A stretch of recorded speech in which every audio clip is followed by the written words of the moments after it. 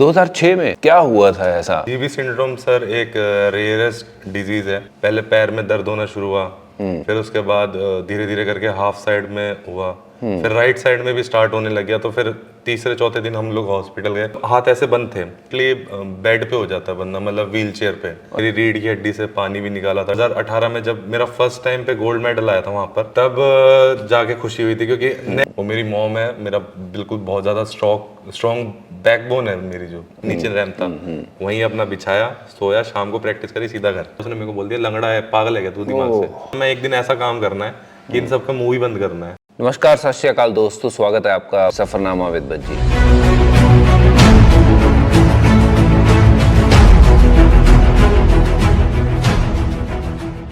जैसे हमने प्रॉमिस किया था कि इस सफरनामे में हम कुछ ऐसी शख्सियत से आपकी मुलाकात करवाएंगे जो अचीवर हैं और जो प्रेरित करते हैं दूसरों को कुछ ऐसा बड़ा काम करने के लिए जिसके लिए वो खुद जाने जाते हैं। मैं आज आपकी मुलाकात कराऊंगा योगेश कुतानिया जी से। ये अर्जुन अवार्डी हैं और ये पैरा ओलंपिक में हिस्सा ले चुके हैं। वहाँ पे इनको सिल्वर मेडल से नवाजा गया था। ये वर्ल्ड चैंपियनशिप पैरा में ब्रॉन्ज मेडल भी है इनके पास। 2020 पैरा ओलंपिक में सिल्वर है इनके पास और 2022 में वर्ल्ड रिकॉर्ड ब्रेकर हैं ये। और जैसे मैंने कहा कि अर्जुन अवार्डी ये हैं और 2021 में इनको ये अवार्ड मिला था।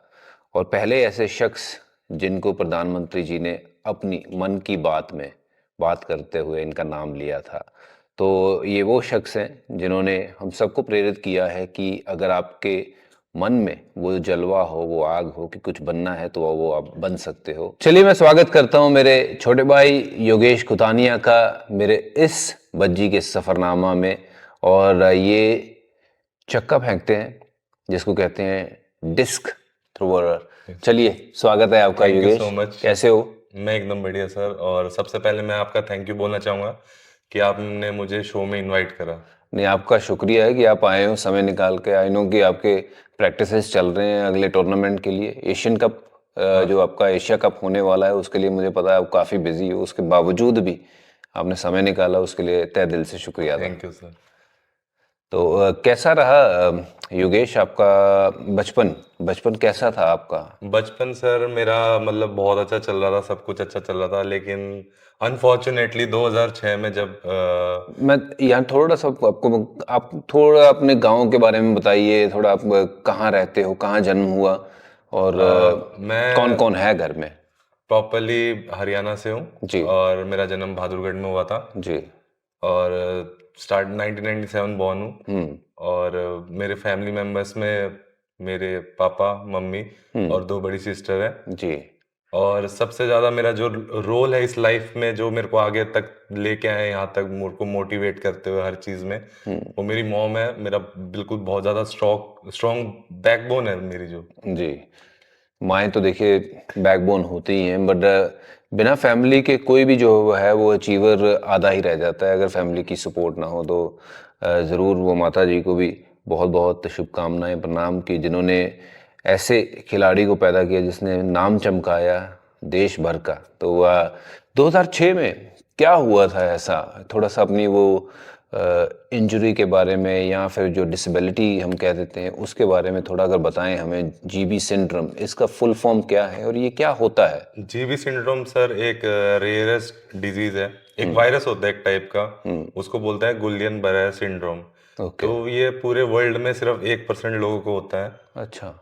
वैक्सीनेशन वगैरह होने के बावजूद भी ये हो ही जाता है अपने आप, अनफॉर्चुनेटली। हम लोग आए थे वैष्णो देवी से, उस टाइम से गर्मियों की छुट्टी चल रही थी, तो हम लोग चंडीगढ़ में ही रहते थे। तो जैसे ही आए, नेक्स्ट डे से अपने आप ही पता नहीं क्या होना शुरू हुआ।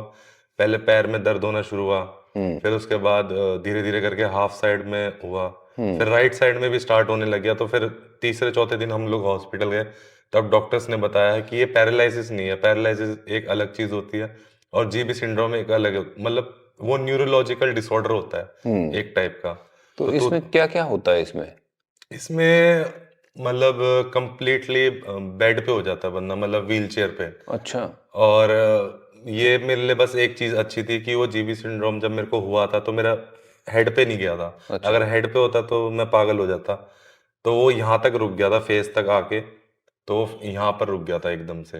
और कितने देर बाद पता लगा कि ये बीमारी का नाम ये है और ये आपको हो रहा है, क्योंकि ये अब फादर मेरे आर्मी से थे, तो जी डायरेक्ट हम लोग वेस्टर्न कमांड में गए थे, वहां पर आर्मी हॉस्पिटल में। तब डॉक्टर्स ने बताया, चेकअप करा, मेरी रीढ़ की हड्डी से पानी भी निकाला था, टेस्ट वगैरह करे थे। अच्छा तो उधर से जाके पता चला कि ये जीबी सिंड्रोम है, पैरालिसिस नहीं है। अगर पैरालिसिस होता तो मैं अच्छे से रिकवर कर पाता उस टाइम पे, लेकिन ये फुल रिकवर नहीं होता कभी भी। अच्छा। तो इसमें फिर अभी आपको क्या मुश्किलें आती हैं, अभी अभी की अगर बात अभी करें? करंटली मैं एएफओ पहनता हूँ दोनों पैर में। एएफओ आर्टिफिशियल वो होता है, तो उससे मतलब चलने में थोड़ा ठीक रहता है। और पेन वगैरह तो होता ही रहता है, क्योंकि वर्कआउट वगैरह करेंगे, लोड देंगे, चलेंगे और कुछ भी करेंगे तो वो पेन होता है। उसको पेन को मतलब सहना ही पड़ता है हर बार के लिए। तो वो कभी मतलब बंद नहीं हो सकता। हाँ, ये हो सकता है कम हो सकता है, कोर्टिसोल लेवल बिल्कुल एकदम कम करके चलना पड़ता है। अगर ज्यादा बढ़ जाएंगे तो बहुत ज्यादा दिक्कत हो जाती है। और ये 2006 में आपको हुआ, उसकी रिकवरी जो है, आपको कब पहली बार ऐसे साइन लगे कि रिकवरी जो हो रही है, जो आपके हाथ पैर जो कह रहे थे कि दर्द हो रही है, नम हो रहे थे, वो कब दोबारा ऐसा लगा कि आपके हाथ पैर आपके साथ हैं? जब मुझे हुआ था 2006 में, तो जब हम उस टाइम पे एक आईवी के इंजेक्शन लगते थे, 3 लाख रुपए का एक लगता था, वो 3 लगने थे उस टाइम पे। तो आर्मी में तो ये होता है कि पहले पैसे भरने पड़ते हैं, तो उस टाइम पे इतना वो नहीं था, लेकिन हमने कैसे ना कैसे अरेंज करके पैसे भरे। उससे भी मेरा मतलब रुका ही नहीं था, वो जीबी सिंड्रोम बढ़ता ही जा रहा था। अच्छा तो किसी नर्स ने, मैंने आज तक किसी बताया ही नहीं ये कहानी, आज तक 3-4 साल हो गए मैंने बहुत वो करा, किसी को नहीं बताया था। तो एक नर्स थी, उसने बताया कि ऐसे ऐसे रामगढ़ में मूंगा टीवी की जगह नाम है, वहाँ इसका इलाज होता है। अच्छा तो अब क्या था, अगर हम लोग चले जाते वहां से तो पापा के ऊपर बात आ जाती, क्योंकि वो डिस्चार्ज नहीं देते एकदम से ऐसे। तो हम लोग कैसे ना कैसे, मम्मी ने मेरे को लेके गई रातों, वो मतलब सुबह जैसे राउंड पे निकलते हैं वो जो डॉक्टर्स होते हैं, जी तो राउंड पे जैसे ही निकले उससे पहले हम लोग निकल गए थे 2 घंटे, फिर इंजेक्शन लगवाया वहां पर। और उससे मैं ठीक होने लग गया था, मतलब हाथ ऐसे बंद थे, तो एक इंजेक्शन लगाता था तो एक खुलती थी उंगली ऐसे। अच्छा तो ऐसे ही फिर मैं ना ऐसे गिनता था, मैं अभी तो 3 लग गए हैं, अभी धीरे धीरे करके। तो फिर 1 साल बाद मैं व्हील चेयर पे था, तो 1 साल बाद फिर चलना स्टार्ट करा, 1.5 साल बाद। हाँ, मम्मी ने क्या था, फिजियो हम लोग अफोर्ड नहीं कर पाते थे उस टाइम पे, अफोर्ड नहीं कर पाए। तो मम्मी ने क्या करा, मम्मी ने फिजियोथेरेपिस्ट के साथ ही मिलके सीखा पूरा। अच्छा उन्होंने फिजियोथेरेपिस्ट खुद ही खुद ही फिजियोथेरेपी, सीखा मम्मी वाह ने। वाह। तो उसके बाद धीरे धीरे पूरा चलता गया सारी चीजें। और फिर मम्मी ने सीख लिया था, फिर मेरे को धीरे धीरे रिकवरी स्टार्ट हो गई थी। तो डॉक्टर्स ने, जो उसका नाम था डॉक्टर रेखा मित्तल, वो कर्नल थी उस टाइम पे, जी तो उसने बोला था ये नहीं चल पाएगा। तो जिस टाइम पे मैं 2-2.5 साल बाद उनके सामने मैं चल के आ रहा था ना, तब उसने बोला था कि मतलब मैंने आज तक ऐसा कोई केस ही नहीं देखा कि मतलब वाह चल सकते हैं। तो मम्मी को मतलब उन्होंने ये बोला था कि बहुत अच्छा है, कि मतलब ऐसी मम्मी माँ ही नहीं देखी जो मतलब अपने बेटे को चला दिया इसने। मम्मी ने एक बार नहीं 2 बार चलवाया है। जब 2 बार चलना सीखा अपने जीवन हाँ में, पहले जब बचपन में, फिर उसके बाद 2006 में जब ये इंजरी हो गई, और उसके बाद हिम्मत नहीं हारी। तो जो बंदा हिम्मत नहीं हारता तो फिर भगवान भी मदद करता है। और भगवान को हमने देखा नहीं है, मगर वो माँ के रूप में ही हम देखते हैं कि उनसे बेहतर क्या होगा भगवान, क्योंकि जो माता पिता हैं वही भगवान है। तो जो उन्होंने किया आपके लिए, वो तो खैर हर माँ जो है वो अपने बच्चे के लिए करती है। और जो उनका अ, एक बलिदान रहता है या त्याग रहता है, अपनी ज़िंदगी को साइड में रख के बच्चों के लिए जो वो माएँ करती हैं, वो तो अनबिलीवेबल है। उनका जो प्यार है वो बच्चों के लिए अनमैचेबल है। योगेश, आप बता रहे थे कि स्कूल में जब जाते थे, व्हील चेयर पे जाते थे, तो कैसा रिस्पॉन्ड था बाकी के आपके जो वहाँ आपके स्कूल में जो दोस्त थे उनका? जो मेरे दोस्त वगैरह थे, मैं जब व्हील चेयर पे जाता था तो मेरी बहुत ज़्यादा हेल्प करते थे। लेकिन कुछ काफ़ी सारे शरारती बच्चे भी होते थे, तंग करते थे, आते थे, ऐसे ही मार दिया चले गए, वो करते थे। तो मैं बहुत ज़्यादा तंग होता था। मतलब परेशान बहुत ज़्यादा करते थे उस टाइम पे। और मतलब आपको पता है, जो पढ़ते हैं पढ़ाकू होते हैं, वो तो थोड़ी हेल्प भी कर देते थे।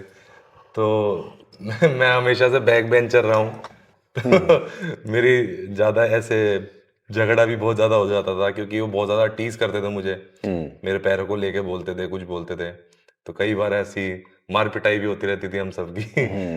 तो ये सब चलता गया, और जो मेरे प्रिंसिपल थे वो बहुत ज़्यादा मतलब सपोर्टिव थे। ओके, क्या तो नाम था उनका? नाम तो मैं सच बताऊं मुझे याद नहीं, फिफ्थ और फोर्थ की बात है, क्योंकि उसके बाद पोस्टिंग हो गई थी पापा की दिल्ली में।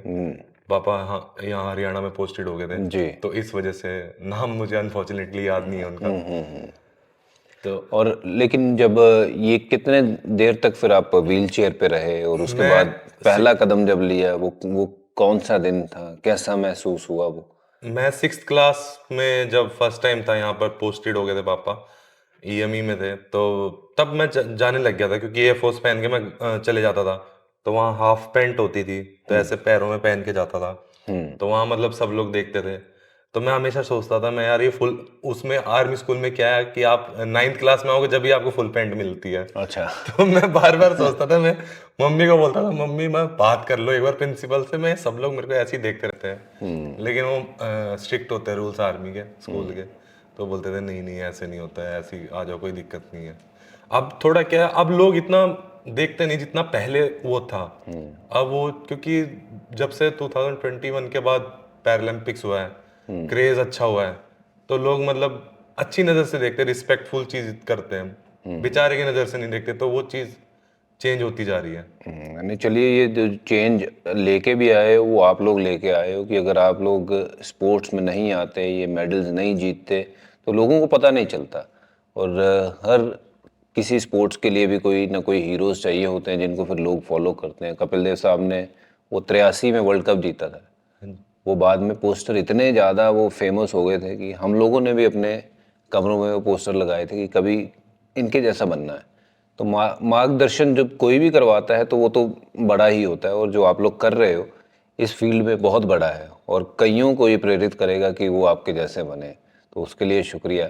थोड़ा सा मैं उस पर आना चाहता हूँ, तो स्पोर्ट्स की तरफ कैसे रुझान हुआ?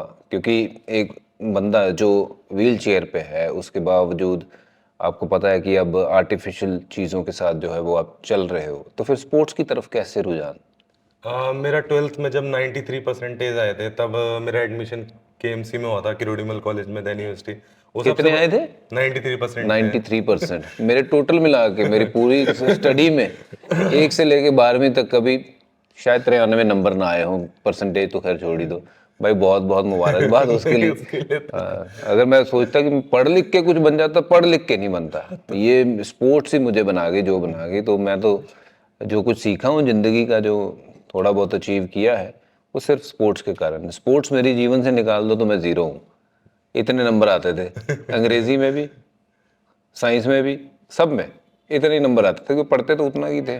फिर बाद में पास होने लायक लेने आने आ गए हमें कि 33 नंबर किसी तरीके से लेके आने, बट 93 नंबर, वाह भाई वाह, कमाल है। तो उसके बाद जब मेरा एडमिशन हुआ तो वहाँ चला गया, तो वहाँ मैंने जिंदगी अलग देखी। वहाँ मतलब डिसेबल हैंडीकैप इसको कुछ मानते ही नहीं थे वहाँ पर। मतलब क्योंकि किरोड़ीमल कॉलेज, जितने भी नॉर्थ कैंपस में कॉलेजेस हैं, वहाँ सारे स्कॉलर्स ही आते हैं लगभग, अच्छे परसेंटेज वाले, तो वो इतना सोचते नहीं थे, तो वो चीज़ मुझे अच्छी लगी। वहाँ बिल्कुल ही अलग हो गया, तो वहाँ मेरे काफ़ी फ्रेंड्स बन गए। मैं कॉलेज में धीरे धीरे करके पॉपुलर हो गया था, बढ़िया। और किस चीज़ में पॉपुलर हो गए थे? पॉपुलर मतलब जाने लग गए थे लोग, ऐसे ऐसे, मतलब स्पोर्ट्स से हट के बता रहा हूँ मैं। तो सबसे दोस्ती बना ली थी मैंने पूरे कॉलेज में। अच्छा, मैंने, क्योंकि मैं बताता हूँ फर्स्ट ईयर में क्या क्या हुआ। है ऐसा योगेश में जो सब दोस्ती करना चाहते हैं योगेश मैं के साथ? बताता हूँ आपको फर्स्ट ईयर में क्या हुआ था। मैं आया, मैंने फर्स्ट टाइम देखा स्टूडेंट यूनियन के इलेक्शन चल रहे थे। मैं बोला यार ये तो बड़ी बढ़िया चीज है, यहाँ तो सब लोग जानेंगे इससे। हाँ। मैंने सोचा मैं नेक्स्ट ईयर मैंने कंटेस्ट करना है। अच्छा, वाह। तो मैंने सबसे पहले कुछ नहीं करा, मैंने अपनी अटेंडेंस पूरी करी। सारे डिपार्टमेंट से मैंने दोस्त बनाए, साइंस डिपार्टमेंट से, कॉमर्स डिपार्टमेंट से, कंप्यूटर साइंस डिपार्टमेंट, सारे दोस्त बना लिए मैंने। और फिर हुआ क्या, मेरे दोस्त को इलेक्शन लड़ना था जॉइंट सेक्रेटरी के लिए, उसकी अटेंडेंस शॉर्ट हो गई, अच्छा, और उसके बदले फिर मैंने इलेक्शन लड़ा, और एक तरफा जीतते हुए गए थे हम लोग क्या इलेक्शन बात में। तो मैं जॉइंट सेक्रेटरी था अपने कॉलेज फिर का। तो फेमस हो गए बहुत ज़्यादा उस क्योंकि टाइम पे हो गया। फिर यही कहानी थी, मैं जॉइंट सेक्रेटरी बना। जो मेरे जनरल सेक्रेटरी थे सचिन यादव, वो मेरे सीनियर थे, तो उन्होंने मेरे को बताया कि ऐसे ऐसे पैरा स्पोर्ट्स होता है। मैं उस टाइम पे मतलब 6 फीट हाइट थी, अभी मेरी मतलब 2 इंच और बढ़ गई थी। तो उन्होंने मेरे को बोला ऐसे ऐसे स्पोर्ट्स होता है, और उसमें ट्राई करके देख। मैं उस टाइम पे जिम का बहुत ज़्यादा शौकीन था। मैं जिम ट्वेल्थ क्लास से ही कर रहा था जिम, अच्छा, क्योंकि फिट बहुत ज़्यादा मोटा हो गया था उस टाइम पे, तो फिट होना था। तो धीरे धीरे धीरे करके मैं गया उनके साथ, वो मेरे को जबरदस्ती लेके गए। अच्छा। मैं ऐसे बस स्टैंड पे जा रहा था क्योंकि बस से जाते थे घर पे, तो वो मेरे को खींच के लेके आया, बोलते नहीं यार चल एक बार मेरे साथ कल आइयो। उनने मेरा फॉर्म भरवाया, मैंने फॉर्म भरा, फिर उनके साथ कहाँ गया। गए थे आप उनके साथ? मैं यहाँ दिल्ली में देखने गया था गेम्स। अच्छा। तो देखा, मैंने बोला यार ये तो बहुत बढ़िया चीज़ है, मैं इसमें ट्राई करेंगे। तो मैं गया वहाँ पर, इतना मज़ा आया मुझे वो स्पोर्ट्स देख के। ये कौन से साल की बात है? ये 2016 की बात है। अच्छा, 2016 की बात है। ये थोड़े साल पहले की बात ही है, ज़्यादा दूर नहीं गए हम। खैर, तो 2016 में आपने ये गेम की तरफ रुझान हुआ पहली बार? हाँ हाँ। वाह। तो करते करते फिर देखा, फिर मैं 2017 में प्रॉपर प्रैक्टिस स्टार्ट करी थी, क्योंकि वो लास्ट ईयर था कॉलेज का, और लास्ट ईयर में इतना कॉलेज में जाना का नहीं होता, क्योंकि पढ़ाई में ही होते सब लोग, अपना पूरा कर रहे होते हैं। तब मैंने 17 से ट्रेनिंग स्टार्ट करी। मुझे कोच बहुत अच्छे मिल गए थे स्टार्टिंग में। ओके, क्या नाम है उनका? नवल सिंह कोच थे वो, फर्स्ट कोच मेरे जो थे ग्रास रूट लेवल के। जी। तो वो बहुत ज़्यादा अच्छे थे, और उन्होंने मेरे को धीरे धीरे ट्रेन करा। मैं स्टार्टिंग में, मेरे को सब लोग बार बार पूछते कि डिस्कस ही क्यों, मैं हाँ, वही मैं भी वही पूछने वाला था, डिस्कस थ्रो ही क्यों? वो अब मैं भी ये बोलता, मेरे को लगता है कभी कभी जैसे जो स्पोर्ट्स होते हैं, जैसे सर आप भी कर रहे हो, आप बॉलिंग करते हो, तो बॉलिंग ने आपको चुना इसलिए आप यहाँ तक पहुंचे, ऐसी डिस्कस ने मुझे यहाँ तक चुना ताकि मैं यहाँ नहीं, तक पर पहुंचा। पहली बार कैसे हो डिस्कस थ्रो कि भाई ये मैंने फेंकना है? वो मेरे को अभी भी समझ नहीं आता। मेरे को कई लोग पूछते हैं, मैं उसको एक्सप्लेन नहीं कर पाता, क्योंकि मेरा प्यार जो उसकी तरफ है ना वो बहुत ज्यादा था, क्योंकि मैंने शॉर्ट पुट और जेवलिन भी करा था, हाँ। लेकिन मुझे उसमें इतना मजा नहीं आया जितना मुझे डिस्कस थ्रो में मजा आया था। अच्छा। तो वो कंटिन्यू चलती गई जर्नी। सो जब पहली बार वो डिस्कस थ्रो किया, कैसा महसूस हुआ? उस टाइम पे तो बहुत ज्यादा था, ज्यादा नहीं किया था उस टाइम पे, 22-23 मीटर मारा था मैंने ऐसे ही, लेकिन ये था कि हाँ चलता जा रहा था सब कुछ। और एक बार वो कोई भी खिलाड़ी जब वो कोई एक बार चीज़ पकड़ता है, बैट हो या बॉल हो या डिस्कस थ्रो की बात करें, पहली बार में तो आपके पास से सही शॉट नहीं लगता है, पर खिलाड़ी वही है जो बार बार करे कि नहीं यार इससे बेटर हो सकता है और इससे बेटर हो सकता है। और फिर आपने वो जब वो रोज़ मेरे ख्याल से वो करना शुरू किया, क्योंकि रुझान बना, तभी तो आप इस लेवल पे पहुंचे। वो रुझान जब बन रहा था, आपकी फैमिली मेंबर का क्या सपोर्ट था? उनको पता था आप ये स्पोर्ट्स में गए हो या नहीं? नहीं नहीं, मम्मी पापा को पता नहीं था। मम्मी पापा को बस ये लगता था कि मैं कॉलेज जा रहा हूँ, पढ़ाई करके वापस आ रहा हूँ। अच्छा, उनको बताया ही नहीं था कि मैंने ये नहीं गेम नहीं शुरू करी नहीं, है? मैंने बताया नहीं था, क्योंकि जब मेरा नेशनल में मेडल आ गया था ना, हाँ। उसके बाद बताया था कि मम्मी ऐसे ऐसे मेडल आ गया, अब पैसे मिलेंगे। मम्मी को ये बताया था, पैसे मिलेंगे अब मेरे को। पर बताया क्यों नहीं उनको? उनको इसलिए नहीं बताया था क्योंकि वो थोड़ा, आप समझते हो इंडियन पेरेंट्स हमेशा ये सोचते हैं कि बढ़िया पढ़ रहा है, पढ़ाई में ध्यान लगा, कहाँ स्पोर्ट्स वगैरह क्या करेगा। तो वही वाली बात है, क्योंकि रिश्तेदार वगैरह क्या वो स्पोर्ट्स को कुछ नहीं जानते थे। तब मैं जाता था यहाँ से, बस में बैठता था, बस पकड़ता था, 3 बस बदल के मेरे को जाना पड़ता था स्टेडियम। अच्छा। 3 बस बदल के मैं स्टेडियम पहुंच जाता था। वहीं मैंने रैंप था, ऐसे करके एक रैंप जी नेहरू जी। स्टेडियम के नीचे रैंप था, वहीं अपना बिछाया, सोया, शाम को प्रैक्टिस करी, सीधा घर। क्योंकि वहां पर वापस अगर मैं घर गया तो मुझे ये था कि मेरे को 3 बस बदल के फिर वापस आना आना पड़ेगा। नहीं पड़ेगा, तो फिर वो एक ही बार में सारा काम हो जाए। एक बार सुबह जब निकले, कॉलेज भी चले गए, वहाँ मैदान पे भी चले गए, प्रैक्टिस भी होगी टिफिन उसके में मैं बाद। अपनी डाइट बना के ले जाता था, अच्छा। उबला हुआ सारा सामान लेके चल देता था। और ये किसने बताया था कि ये चीज़ें मेरे खानी है? कोच ने बताया था, अच्छा। तो उनने ऐसे ऐसे तो बताया था कभी कि मम्मी ने वो देखा नहीं कि ये अलग अलग तरीके की चीज़ें खाने लग गए? कि नहीं तो नहीं, हमारी मम्मियाँ तो यही कहती बेटा रोटी खा। मम्मी भी अभी भी यही बोलती है, रोटी खाए, रोटी में ताकत होती है, अभी भी यही बोलती है। अभी भी उनको पता है मैं स्पोर्ट्स कर रहा हूं, लेकिन मैं इसलिए घर पे जाता हूँ, मम्मी सारी डाइट बिगाड़ देती है। मम्मी आती है, मेरे को मीठा रख देगी, ये रख देगी, पूरी खा, ये खा, रोटी खा। मैं बोला मम्मी अभी तो मान जाओ, अभी तो करना है और भी आगे। तो पर वो मम्मी है, वो मम्मी का प्यार है, वो खा लेना चाहिए उनके सामने। हाँ, उसके सामने, मम्मी के सामने खा लेता हूँ वैसे। तो कितने घंटे की प्रैक्टिस होती थी ये, अगर टोटली दिनचर्या में मतलब? मॉर्निंग में 4 घंटे होती थी और इवनिंग में 4, 8 घंटे 8 टोटल। घंटे प्रैक्टिस? 8 घंटे प्रैक्टिस। सिर्फ और सिर्फ बॉल ही फेंकते नहीं जाना नहीं, है या उसके लिए? सिर्फ डिस्क थ्रो नहीं होता, डिस्कस में वेट ट्रेनिंग्स होती है, कंडीशनिंग्स होती है, और भी फिटनेस वर्कआउट्स होते हैं। थ्रो हफ्ते में 2 बार या 3 बार मैक्सिमम, अगर आप बिगनर हो तो 3 बार, वैसे अगर आप एडवांस में हो तो 2 बार ही होता है, क्योंकि मेन जो उसका होता है फिटनेस वर्क ज़्यादा है, कि जितना अच्छा स्पीड होगा, स्ट्रेंथ होगा, तभी उसका कॉम्बिनेशन में अच्छा थ्रोज निकलेगा। ओके। और वो स्पेसिफिकली उसके ऊपर जो है वो ट्रेनिंग होती है हाँ, कि जैसे क्रिकेट की ट्रेनिंग है वो अलग ट्रेनिंग है, हॉकी की ट्रेनिंग जो है वो अलग ट्रेनिंग है, क्योंकि उसमें एंड्योरेंस बहुत चाहिए। इसमें किस तरीके की ट्रेनिंग आप करते हैं? इसमें बेसिकली जो थ्रोज होते हैं वो टोटली तो नहीं बोलूंगा, लेकिन हाँ 70 to 80% वो स्ट्रेंथ बेस्ड होते हैं, कि जितनी अच्छी स्ट्रेंथ होगी और स्पीड होगी उतनी थ्रोज अच्छी जाती है। तो स्ट्रेंथ बेस्ड ट्रेनिंग आपको जो है हाँ, वो स्ट्रेंथ करवाई बेस्ड, जाती है, स्पीड बेस्ड भी करवाई जाती स्पीड है? बेस्ड भी करवाई जाती है। जैसे अभी मेरा मिड सीजन चल रहा है, जब कंपटीशन आएगा तो पीक सीजन चलेगा, तो पीक में वेट्स में रेपिटेशन कम हो जाता है, वो स्पीड हाई हो जाती है, तो ऐसे होता था। ओके।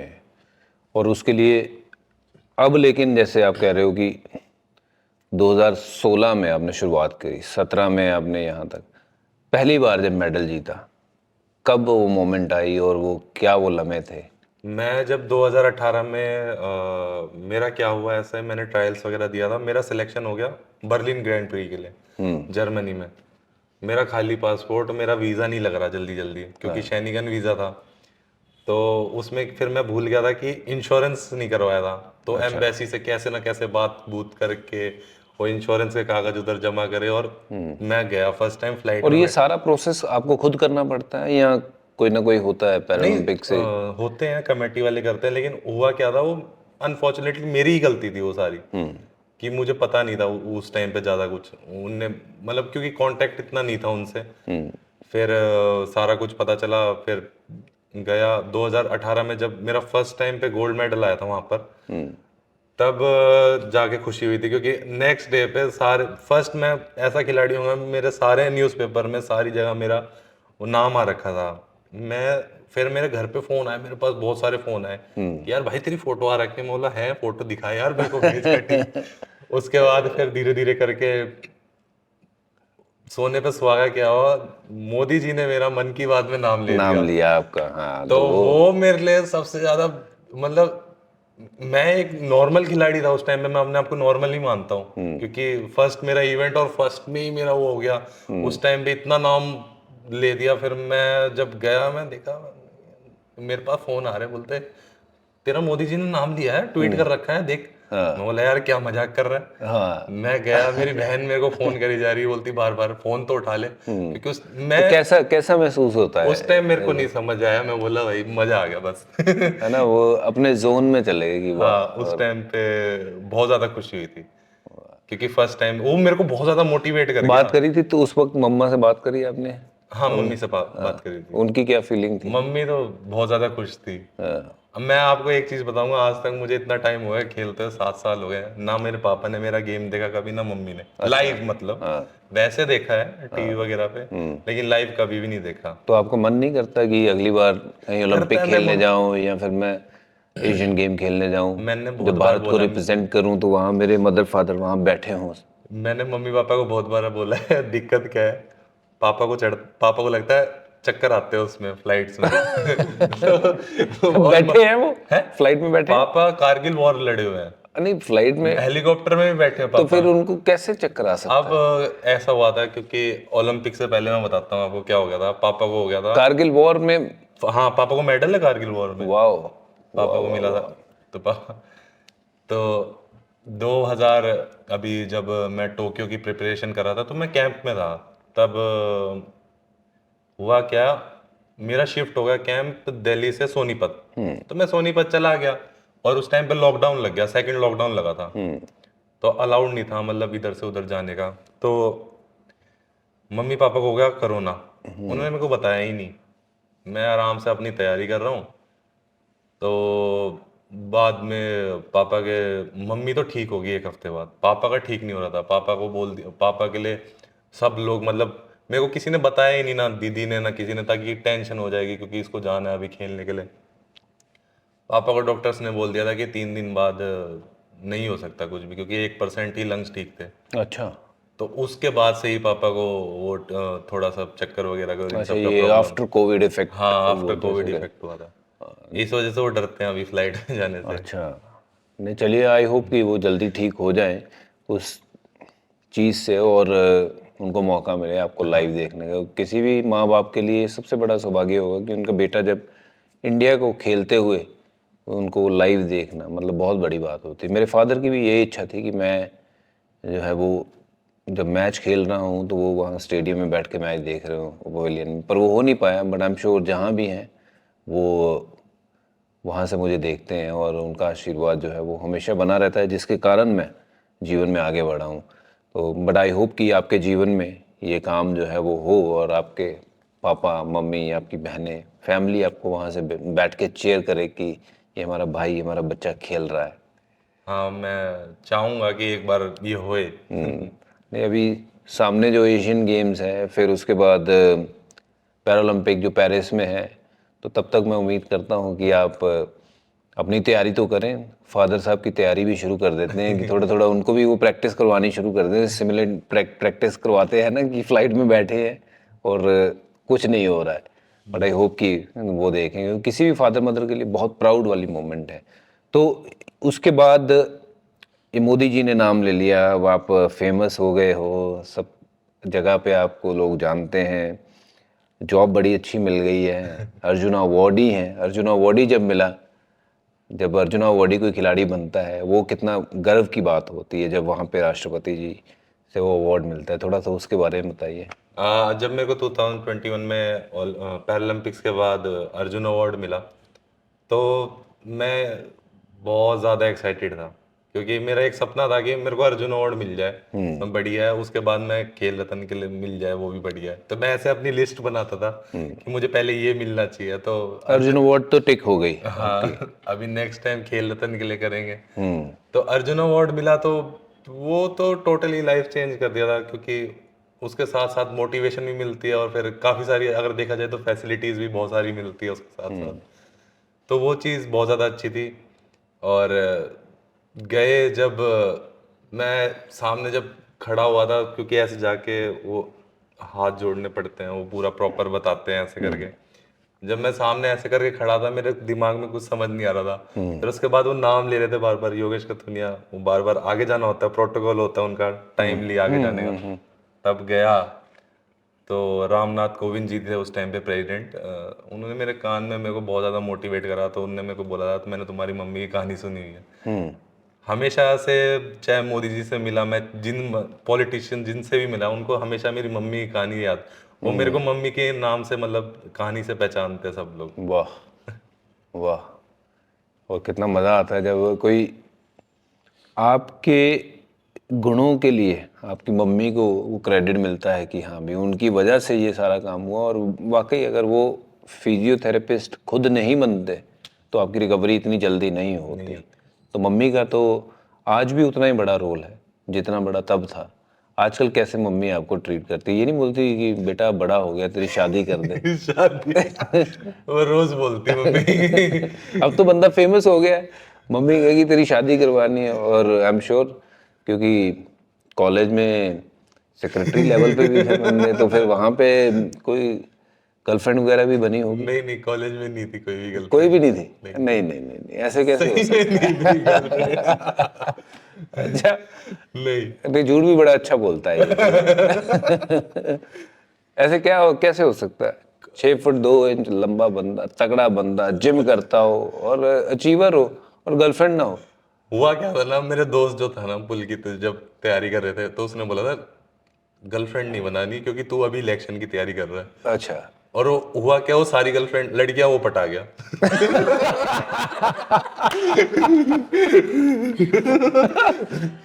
तो मेन इलेक्शन वो जीत गया। मेन वो जीत गया, मैं यहाँ वो करके मैं कागजों में रह गया।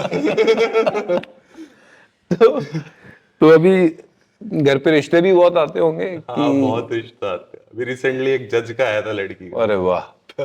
मैं बोला अभी नहीं करना, मैं अभी करूंगा, थोड़े दिन रुक जाओ, अभी नहीं करना कोई शादी वादी। अच्छा, अभी प्लान नहीं है क्योंकि अभी सामने एशियन गेम्स है। नहीं, बात करना, घर वाले बोलते हैं हमारे हिसाब से, मैं बोलता नहीं, मैं अपने हिसाब से करूंगा।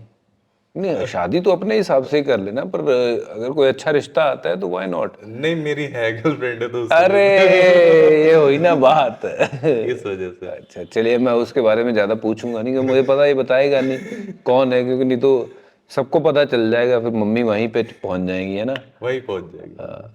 पर मम्मी से मिलाए हो, किसी से मिलाए हो घर पे? नहीं, अभी नहीं मिलवाया, नहीं मैं, मिलवाऊंगा अभी तो। अच्छा चलिए हम ही रिवील कर देते हैं कि मम्मी जी, बंदे ने बंदी ढूंढ ली है, बस आपकी परमिशन चाहिए होगी, और अगर आपकी इच्छा हुई तभी शादी होगी, तो दीजिए आशीर्वाद। तो कब से? लॉन्ग टाइम, वही लव साथ साथ में चलता गया उसके बाद ऐसे। वो तो इतना नहीं पूछना। वो नहीं। अच्छा तो योगेश, हमें थोड़ा सा बताइए आपके बारे में, जब ये आपको ये डिजीज हुई, उसके बाद लोगों का नज़रिया कैसा था गांव में, आपके जो रिश्तेदार या फिर बाकी सब लोगों का नज़रिया कैसा था आपके प्रति, या फिर आपके माता पिता के प्रति?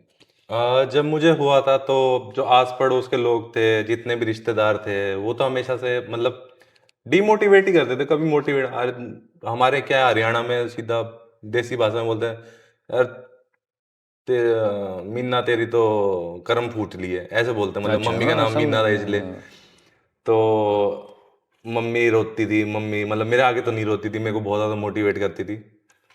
पापा भी मतलब ऐसे बोलते रहते थे कि वो कर लो, कोई नहीं। तो लेकिन धीरे धीरे करके मेरे को, मैं जाता था, मेरे को भी बोलते थे, मैं स्पोर्ट्स कर रहा, जब बोलते थे कि कुछ नहीं होता है, ऐसे ही है, ये घूमता रहता है इधर से उधर। हम्म। हुआ क्या, अब जैसी मेडल आया, अब 2000 जब पैरालंपिक्स में उनने मेरे को देख लिया, मैं ट्रेंडिंग में चल रहा हूँ वहां अच्छा। पर।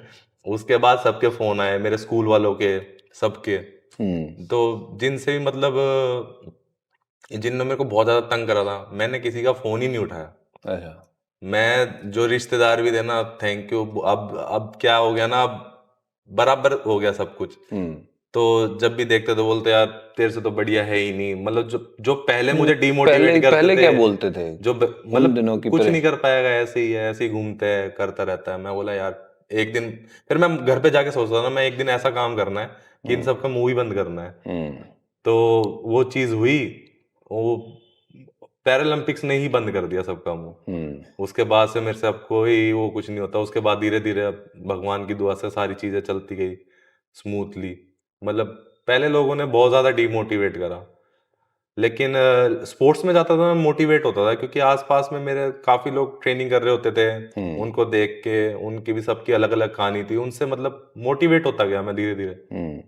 और जो पापा का क्या सपना था, आपके पापा क्या चाहते थे कि यार मेरा बेटा 93% नंबर आते हैं, वो उनकी सोच कुछ अलग थी? कभी उन्होंने कहा कि आर्मी में जाइए, यहाँ कोई आप वाइट कॉलर जॉब करिए? कभी स्पोर्ट्स में तो खैर आपने जैसे कहा कि बताया ही नहीं था, तो उनकी क्या सोच थी कि? मतलब जब मेरे को प्रॉब्लम नहीं थी उससे पहले, तो उनकी वो थी कि डॉक्टर बनाएंगे, ये करेंगे। हम्म। उस टाइम पे मतलब पढ़ाई भी उस टाइम पे भी अच्छी थी। उस टाइम पे सैनिक स्कूल में एडमिशन होता था, बोर्डिंग स्कूल में। हम्म। तो बोलते उसकी तैयारी करेंगे, लेकिन हुआ क्या, एडमिशन होने ही वाला था, उससे पहले मुझे यही हो गया, हम्म। GB syndrome. तो उस वजह से वहां पर सपना टूट गया है। तो मैं तो ये मानूंगा जो भी हो रहा अच्छा ही हुआ, यहाँ पर आया तो ये मेरे लिए बहुत ज्यादा अच्छी चीज है। पापा चाहते थे कि सीए वगैरह करे, लेकिन हम्म। जब ये करा, इधर पापा ने देखा ये भी ठीक है, पर कोई नहीं है सीए तो आप स्पोर्ट्स। अभी भी बन सकते हो। अरे नहीं करना। कि आपको ही पता सर, आप भी एक स्पोर्ट्समैन हो, टाइम मैनेज करना पढ़ाई में और इस चीज में बहुत ज्यादा डिफिकल्ट हो जाता है। तो वैसे मैंने पोस्ट ग्रेजुएशन भी रेगुलर कर रखी है, ग्रेजुएशन भी कर रखी है, अच्छा। पोस्ट ग्रेजुएशन भी कर रखी है मैंने। और कितना लेकिन कितना समय जाता है स्पोर्ट्स में आजकल के दिनों में, अगर बात करें तो कितना समय जाता है स्पोर्ट्स में? 8 घंटे जाता है, क्योंकि आजकल लेवल इतना ऊपर जाता जा रहा हम्म। है, चाहे कोई भी स्पोर्ट्स हो। मैं ये नहीं कहता कि सिर्फ मेरा ही स्पोर्ट, जितना भी स्पोर्ट्स हो, तो हम्म। जितने भी तैयारी कर रहे होते हैं वो बार बार ये सोचते हैं कि हम कमजोर ना पड़ जाए, इसलिए वो और ज्यादा तैयारी करते हैं। और क्या क्या चेंजेस हुए हैं 2016 से लेके अब तक आपकी स्पोर्ट्स में? आपको लगता है क्या क्या चेंजेस हुए हैं? क्योंकि स्पोर्ट्स एवरी डे चेंजिंग, और क्रिकेट की बात करें, हॉकी की बात करें, फास्ट हो गई हैं ये गेमें। आपकी गेम में ऐसा क्या चेंज आया है 2016 से लेके अब तक, जो आपको लगता है कि काफी कुछ बदल गया है? मैं बताता हूँ, 2016 में जो स्टैंडर्ड था डिस्कस का, वो 37-38 मीटर पे था। हम्म। आज वही स्टैंडर्ड खींचते खींचते 48 की लाइन में आ गया। अच्छा। तो स्टैंडर्ड बढ़ता ही जा रहा है। मैं ऐसे ही बताता हूँ आपको, एक बहुत ज्यादा इंटरेस्टिंग कहानी है। 2022 में मैं, मतलब वर्ल्ड रिकॉर्ड तो मैंने 2019 में ब्रेक कर दिया था, लेकिन ग्राउंड में कभी मेरा मेरा वो हुआ ही नहीं कि मैं कंपटीशन में कर पाऊँ। 19 में भी ऐसा हुआ, 2021 में भी ऐसा हुआ, लेकिन 2022 में जब मैं इंटरनेशनल ग्रैंड प्री खेल रहा था बैंगलोर में, वो इंटरनेशनल कंपटीशन था, तो मैं बैठा वार्म अप अच्छा से करके गया। मैंने अपनी पहली थ्रो मारी, वो थी 46.50। मैं बोला आज भगवान बहुत ज्यादा खुश है हाँ। क्योंकि वो पर्सनल बेस्ट और वर्ल्ड रिकॉर्ड हो गया था, हाँ। और मैंने आराम से ही मारी थी। मैं बोला आज भगवान बहुत ज्यादा खुश है, मैंने मन में सोचा, क्योंकि मैं पूजा पाठ वाला बंदा हूँ, मैं बहुत ज्यादा पूजा पाठ करता हूँ। मैं आज भगवान खुश है, आज थ्रो मारूंगा। मैंने दूसरी थ्रो मारी, दूसरी थ्रो में मैंने 48.03 फिर वर्ल्ड रिकॉर्ड तोड़ा। तो वहां से भाग भाग के सब लोग आ गए, भीड़ इकट्ठा हो गई पीछे वो देखने के लिए, क्योंकि वो अनाउंस करते हैं कि वर्ल्ड रिकॉर्ड ब्रेक हो गया। फिर मैंने तीसरे वाला में वो फाउल हो गया। मैं बहुत ज्यादा एक्साइटेड हो गया था। तो जो मेरे कोच थे लखविंदर सिंह, तो मैंने उनको बोला मैं बस वर्ल्ड रिकॉर्ड मार दिया, अब कोई भी आगे पीछे नहीं।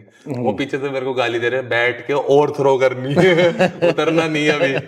मैं बोला नहीं नहीं, मैं बस हो गया, मैं मेरा तो हो गया, मेरा तो मन भर गया। क्या है, कोच कभी सेटिस्फाई नहीं होता परफॉर्मेंस से, वो चाहता है कि इसका और ज्यादा। फिर मैंने क्या करा, फोर्थ थ्रो फिर से वर्ल्ड रिकॉर्ड मारा 48.34 का। उस टाइम पे वर्ल्ड नंबर 1 हो गया था मैं। वाह। तो कोई सब खुश हुए इन दी एंड बहुत या नहीं? नहीं, वो बोलते हैं अभी भी कम है, 50+ करेंगे जब मैं मानूंगा कि तू एक अच्छा खिलाड़ी है। नहीं, आपका खुद का कितना टारगेट है? मेरा खुद का 50, खुद का मैं चाहता हूँ कि मैं 50 मीटर क्रॉस करूँ, क्योंकि पूरे वर्ल्ड में आज तक किसी ने क्रॉस नहीं करा। तो मुझे वो करना है। करना है, और कुछ ऐसा काम करना है कि जो पहले वर्ल्ड में किसी ना किया हो, और वो कोई करे तो हमारा पहला बंदा हिंदुस्तानी होना चाहिए। और उसके लिए बहुत बहुत आपको विशेष हैं, दुआएं हैं, और आई एम श्योर जिस दिन वो मम्मी बैठी होंगी ना वहाँ पे पवेलियन में, उस दिन होगा, क्योंकि आधी ताकत वहाँ से मिलेगी। तो मैं उम्मीद करता हूँ कि ये आने वाले ओलंपिक में ये रिकॉर्ड बने, और आने वाले एशियन गेम्स में भी ये रिकॉर्ड बने, और ओलंपिक में भी जाके ये रिकॉर्ड बने। हमारी ये सबकी भारतवासियों की दुआएं हैं। सर मैं आपको एक किस्सा बताना चाहूंगा। तो जब मैं छोटा था, तो हम लोग गली में खेलते थे, काफी सारे लोग क्या खेलते थे? क्रिकेट खेलते क्रिकेट थे। खेलते थे? अरे अच्छा, वाह। तो क्रिकेट खेलते थे, तो हुआ क्या, सामने बॉल आई, मार दिया, खिड़की टूट गई। अच्छा। तो सारे सबने तोड़ी, मैंने भी बहुत तोड़ी, हाँ, बहुत गालियां पड़ती थी। खिड़की तोड़ दी। अब इधर से उधर भाग रहे, अब मेरे से भागा नहीं जाता, क्योंकि उस टाइम में मैं ये फुल लगा था, मैं इतना ज्यादा रिकवरी नहीं हुई थी। मैं ही पकड़ा गया सबसे पहले, कहाँ जा रहा, खिड़की तोड़ के पकड़ लिया। मैं तो मजाक में समझ रहा था कि चलो आंटी वगैरह कुछ नहीं बोलेगी। उसने क्या बोल दिया, उसने मेरे को ये बोल दिया यार, उसने, मैंने बोला मैं गली में खेल रहा, आंटी लग गई, सॉरी। तो वो पता नहीं कहाँ घर से तंग होगी, क्या होगी, मुझे नहीं समझ आया। उसने मेरे को बोल दिया लंगड़ा है, पागल है क्या तू दिमाग से। ओह। तो उसने मेरे को ऐसे बोला, मैंने घर पे जाके बता दिया। मम्मी को आया गुस्सा, मम्मी चली गई, मम्मी लड़ झगड़ के आ गई, उसको सुना सुनू के। फिर उस दिन के बाद से मैंने गली में खेलना ही छोड़ दिया था क्रिकेट। तो अब वो कभी दोबारा वो आंटी मिली? नहीं, वो आंटी तो घर के ऊपर ही चली गई। क्या अच्छा। बताऊं, वो तो चली ही गई बेचारी। अच्छा। तो मम्मी ने बोला था जो देखता भगवान देखता। उस दिन मम्मी मम्मी ने बोला था अगर बोल रहा है तो बोलने दो, क्योंकि स्कूल में भी बहुत ज्यादा बोलते थे, बुली करते थे। मैं क्या बोलूं उनको, क्या समझाऊं उनको। हाँ, ये तो मतलब कुछ कर नहीं सकते, बस और ये उनको वो किसी को। छाप छोड़ जाते हैं, वो सॉरी बाद में बोल जाते हैं, लेकिन वो दिमाग में छाप छोड़ जाती है चीजें। बट कभी वैसी चीज ने डीमोटिवेट तुम्हें किया कि यार ये लोग मुझे ऐसे बोल रहे हैं? स्कूल में बहुत ज्यादा डिमोटिवेट हुआ था, इस वजह से मैं पढ़ाई की तरफ चला गया था। स्कूल में बहुत ज्यादा डिमोटिवेट हुआ था, लेकिन कॉलेज में आया था जब नहीं हुआ। कॉलेज में क्योंकि बिल्कुल ही अलग ही मेरे, मैं बोला मेरी लाइफ ही चेंज हो गई थी, क्योंकि मैं फर्स्ट डे में कॉलेज में गया था। वहां किसी ने उस लिहाजे से नहीं देखा करा ही नहीं? कभी भी, अच्छा। कभी नहीं, किसी ने भी नहीं। ये भी हो सकता है कि स्कूल के जो बच्चे हैं वो छोटे हैं, उनको समझ नहीं है, या हाँ, कॉलेज में जब आप लेकिन जाते हो तो वो समझ 10th, होती है। अब मैं ये मानता हूँ चलो ठीक है छोटे हैं, लेकिन 10th 11th 12th तक तो आ जाती है इतनी समझ कि किसको क्या बोलना है, किसको क्या नहीं बोलना। और टीचरों को भी कितना कंप्लेंट करेंगे, वो भी कितना ही मारेंगे किसी को। फिर ऐसी एक और किस्सा था, उस टाइम पे कॉलेज जाते थे तो 3,000 रुपये देते थे घर वाले। क्योंकि 100 रुपये रोज का मेट्रो का किराया लगता था, हम्म, या तो उसमें मेट्रो से चले जाओ, तो मैंने प्रोटीन खरीदना था तो मैंने सोचा मैं बस से जाऊंगा, मैं 30 दिन लगातार। हाँ, तो बस में कितने पैसे लगते थे? कहाँ बस में, स्टूडेंट थे वो ऐसे ही। टिकट विकट कुछ नहीं लेते थे। अच्छा, तो सेविंग शुरू हो गई वहां से? वहां से वो धीरे धीरे सेविंग शुरू हो, क्या सेविंग करी, बड़ी मुश्किल से मैंने अपने खून पसीने के 40 दिन की कमाई करी 100-100 रुपए करके। मैं प्रोटीन मैं खाया, 1-2 स्कूप खाया होगा, क्योंकि कोच ने बोला था अच्छा होता है कि रिकवरी अच्छी हो जाएगी और फास्ट हो जाएगी। मैंने 2 ही स्कूप खाया था, तीसरे स्कूप में तो साइड वाली आंटी थी जो मेरी पड़ोसन, ये प्रोटीन तो बहुत खराब होती है, तो उससे लीवर खराब होता था सबसे पहले उसने, ये सच बात है, उस अब तो क्या है, अब तो नॉर्मल चीज होगी, लोगों को समझ आ गई। उस टाइम पे उसने ये बोला, वो मेरा कूड़े में ऐसे के ऐसे ही फेंक दिया। अब घर वालों को क्या बताऊं, ये 4,000 रुपए का था। कि इतनी सेविंग करी, इतनी मेहनत करी, बसों में धक्के खाए ये बस खरीदने के लिए, और फेंकवा दिया। फेंक दिया उनने। वो बोलते ये कुछ नहीं होता, ये प्रोटीन वोटीन खाने से कुछ नहीं होता। अब मुझे खुद बोलते हैं, तू सप्लीमेंट खाया टाइम से कि नहीं खाया, हाँ, क्योंकि काफी सारी जो चीज होती है हमारी न्यूट्रिशन, आप भी सर स्पोर्ट्समैन हो, वो चीज खाने से पूरी नहीं हो पाती जो हमें बाकी चीजें पूरी करनी होती। एक किस्सा लास्ट और सुनाऊंगा सर मैं जी आपको, जी बहुत बताइए। बढ़िया वाला। ये तो हाँ, उसमें हंस लो या क्या कर लो। 2015 में प्रो कबड्डी लीग हुआ था, यहाँ आईजी स्टेडियम में होता था। तो उधर मेरे को किसी ने बता दिया, इवेंट वगैरह थे, तो उस टाइम पे लोग काफी देखने नहीं जाते थे प्रो कबड्डी लीग को। तो वहाँ ऑडियंस बनने के ना पैसे मिलते थे, अच्छा, चिल्लाने के, पेड ताली मारने के, audience. Paid audience. Paid audience paid कितने ऑडियंस पैसे मिले थे? 500 रुपए मिलते थे एक दिन के। तो अच्छा। 5 दिन का इवेंट था, मैंने बोला 2,500 रुपये हो जाएंगे, मैं बहुत बढ़िया चीज है, डाइट वगैरह में और अच्छे से खाऊंगा। तो आधे सप्लीमेंट तो बैग में छुपा के रखता था ताकि बैग ना खोल के देख ले। तो वहां जाते थे, तो पटना पायरेट्स की टीम को सपोर्ट करना था। उसमें मैं भी आया था एक एक उसमें मैच उमा में। कुरैशी आई थी उस दिन। अच्छा। उस दिन ऋतिक रोशन और उमा कुरैशी जी आए थे, तब उस वाले में बुलाया गया था हमें। मुंबई मराठास के लिए मैं आया था। हाँ, तो उसमें हम चिल्ला रहे मनजीत चिल्लर, बाद में पता चला वो दूसरे उसका था। तो जिसके लिए चिल्लाना था उसके ऑपोजिट चिल्लाना शुरू कर उसके दिया। ऑपोजिट पैसे चिल्लाया। कटे उसके लिए? नहीं नहीं, वो बच गया। वो क्या था, वो जो प्रो कबड्डी लीग वाले थे ना, वो थे, तो उनको चाहिए था तगड़े, मतलब चिल्लाने वाला बंदा। हाँ, तो पहले 25-30 लोग थे, तो उसमें वो धीरे धीरे मैंने चिल्लाया, मतलब दम है बंदे में, इसको साइड में, इसको रखो, इनको ऐसे ऐसे करके। तो मेरा दोस्त बन गया वहां पर। वो भी इवेंट करने आए थे, सारे कॉलेज स्टूडेंट ही होते हैं लगभग जो इवेंट्स वगैरह करते हैं। ऐसे ही एक बार दंगल मूवी में भी गया था मैं, वहां पर भी बिठाते हैं ना ऐसे लाइन से हाँ, शेयर करने। चीयर करने के लिए। दंगल मूवी के शूट चल रहा था, नेहरू स्टेडियम की बात है। हाँ। नेहरू की थी शायद आईजी की, मुझे याद नहीं अच्छे से। तो ऐसे मैंने 3-4 इवेंट करे तो पैसे मिल जाते थे। हाँ, पर मजा आया। बहुत ज्यादा मजा आया सर उसमें, क्योंकि चिल्लाने के पैसे मिल रहे और क्या चाहिए। 500 रुपए। 500 रुपए। पर अगर मामला तो वो है ना, अगर गलत चिल्ला रही है तो पैसे कटने भी चाहिए। हाँ, नहीं कट जाते अगर वो जो था ना, अगर वो बंदा हेड था, अगर वो पता चल जाता, क्योंकि पटना पायरेट्स की टीम का अलग हेड था, दूसरी टीम का अलग हेड था, हाँ, तो उसको पता चल जाता। क्योंकि मैंने देखा पटना पायरेट्स वालों ने क्या करा था, सब बहुत सारे बुला लिए। बुला लिए थे कि हाँ, तब मुझे बाद में पता चला, मैं यार हर इवेंट में पेड ऑडियंस भी होती है, मुझे पहले नहीं पता था। अच्छा। मैं सोचता था, मैं यार ये इवेंट इतने लोग तो देखने ही नहीं आते, मैं ये आ कैसे रहे। फिर मैंने पासों का भी जुगाड़ करा, मम्मी पापा को भी दिखाया, मैं आप भी देखो। अच्छा, वो भी गए थे? हाँ, मम्मी पापा, लेकिन उनको ये नहीं पता था कि मुझे 500 रुपए मिले थे। अच्छा, उनको नहीं बताया है नहीं नहीं, कि बेटे की कमाई हो रही है? ना ना, अच्छा, वो ऐसा लगा कि इनवाइट्स ही हैं। बस हाँ, बस ये था कि बस चिल्लाने के पैसे मिले तो वो चीज की खुशी थी, कि मैं ऐसे काम तो मेरे को रोज करवा लो, मैं चिल्ला लूंगा।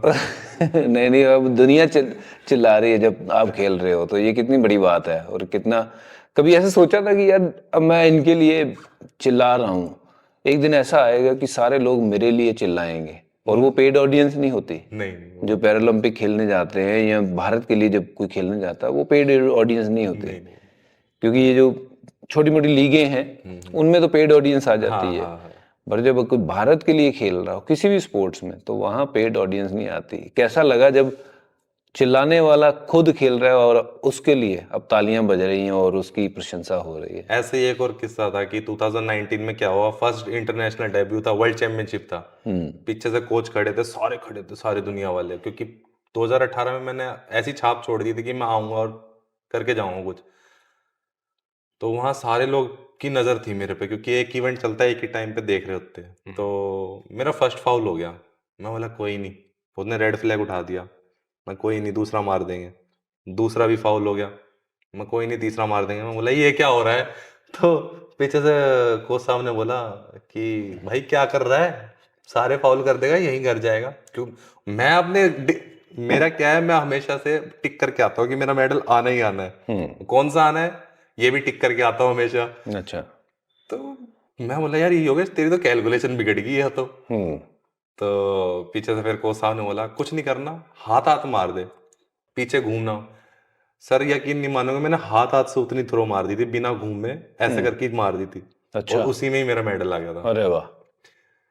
तो फिर अभी जैसे अभी तो लॉकडाउन वगैरह सारा हट गया। तो 2022 अभी 23 में, सॉरी, रिसेंटली एक मंथ पहले वर्ल्ड चैंपियनशिप खेलने का, वहां देखी मैंने असली भीड़ किसे कहते हैं। और जब वो लोग को हम बोलते क्लैप करो, तो सिंक में जो क्लैप करते हैं थ्रो करते करते, वो चीज में बहुत ज्यादा मजा आता है। वो वो मोटिवेट चिल्लाते करती हैं है। और वो बहुत ज्यादा एग्रेशन, एड्रेनलिन रश पूरा हो जाता है बॉडी में, और बहुत अच्छा लगता है फिर वो चीज में।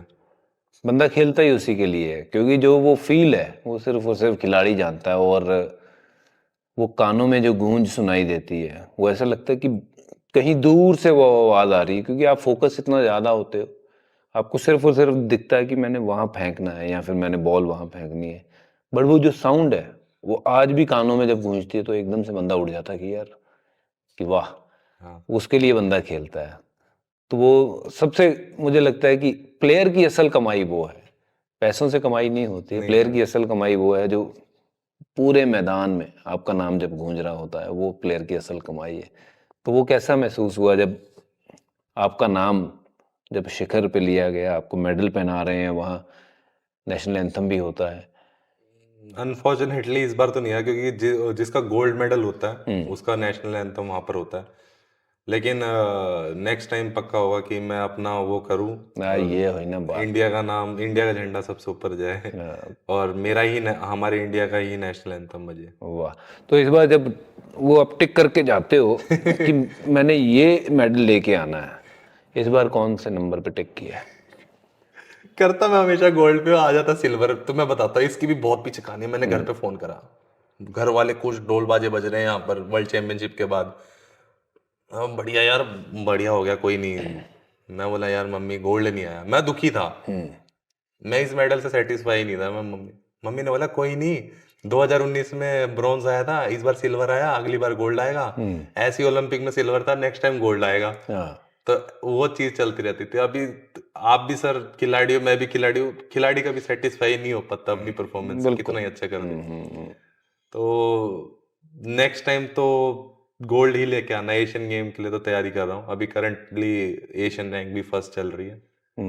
तो होपफुली बस इंजरी से बचा रहा हूँ। हाँ, इंजरी से बचे रहो और अपने आप को इतना मोटिवेट कर लो, इतना तब तक तैयारी कर लो कि आप तो गोल्ड की वेट कर रहे हैं, आपके साथ साथ पूरा भारत जो है वो वेट कर रहा है कि गोल्ड मेडल हमारा भाई ये लेके आएगा। हाँ जी।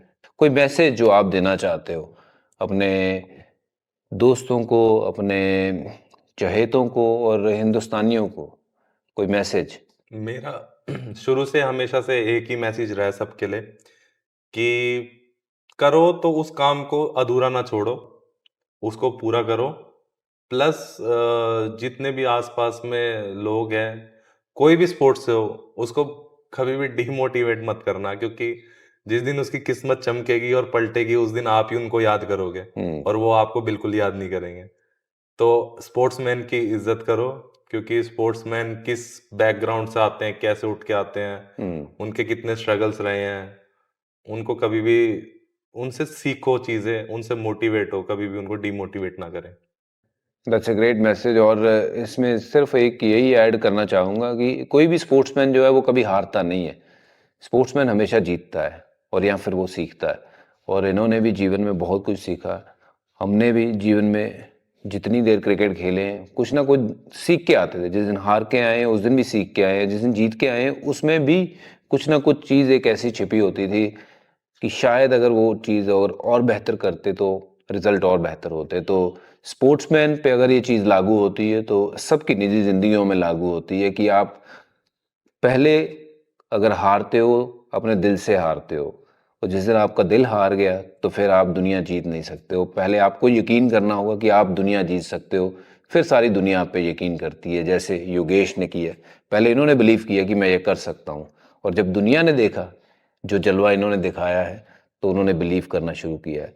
तो एवरीथिंग इज़ पॉसिबल। अगर मैं कर सकता हूँ, योगेश कर सकते हैं, आप भी कर सकते हैं। तो आप इन कहानियों से कुछ ना कुछ जो है वो मोटिवेशन लेके ज़रूर जाइए वापस। और उम्मीद करता हूँ कि बहुत सारे चैंपियंस जो हैं, जो योगेश की तरह बनना चाहते हैं, वो इस कहानी से प्रभावित होके देश का नाम ऊंचा करेंगे। चलिए, मैं इस सफ़रनामा को यहीं ख़त्म करूँगा। अगली बार लेके आएंगे कुछ और एक ऐसी हस्ती के साथ मुलाकात करवाएंगे जो आप सबको प्रेरित करेगी। सत श्री अकाल।